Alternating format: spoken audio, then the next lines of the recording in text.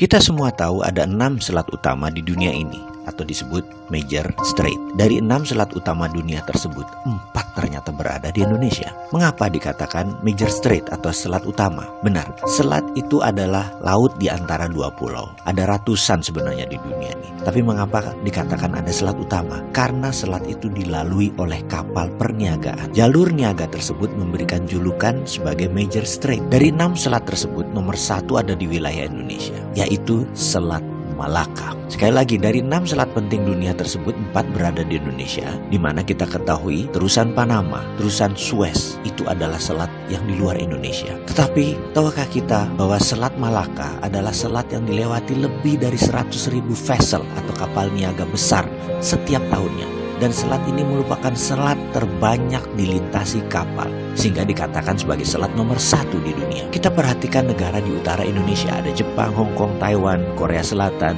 Cina, di mana semuanya adalah negara produsen besar di dunia. 20% vessel mereka ke Amerika Utara, 80% kapal niaga mereka menuju arah Asia Timur, Asia Tenggara, Afrika, dan Eropa. Dan semuanya melalui selat di Indonesia. Bahkan ada 18 juta barel per hari kebutuhan BBM negara utara Indonesia tersebut, di mana 80%-nya disediakan oleh Selat Hormuz, juga melalui Selat Malaka. Australia kalau mengirim barang ke negara utara Indonesia tersebut, pasti melewati Selat Lombok dan Selat Makassar. Lalu Indonesia dapat apa sih sebenarnya? Jujur, Indonesia tidak dapat apa-apa dari laut yang dipakai tersebut, dari selat yang dipakai tersebut, tidak dapat apa-apa. Oke, itu masa lalu. Kalau ke depan bagaimana? Bagaimana kalau kita kendalikan selat itu sebagai aset bangsa? Peraturan internasional tidak ada yang mengatur negara archipelago seperti wilayah Indonesia, seperti wilayah negara-negara Pasifik Selatan. Kita peraturan internasional itu selalu mengacu pada aturan kontinental atau daratan. Kita harus ubah wilayah laut selat Indonesia sebagai wilayah Indonesia,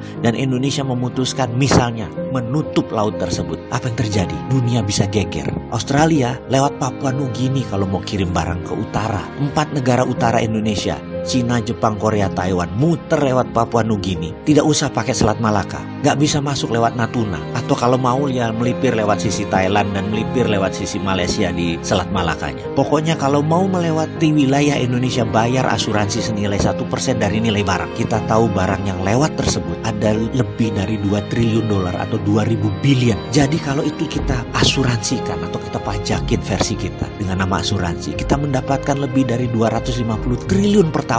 Dan ini untuk devisa negara. Akankah negara adik kuasa seperti Cina dan Amerika marah besar? Pasti. Beranikah kita melawan dan mempertahankan hak kita? Harus berani. Itu namanya revolusi.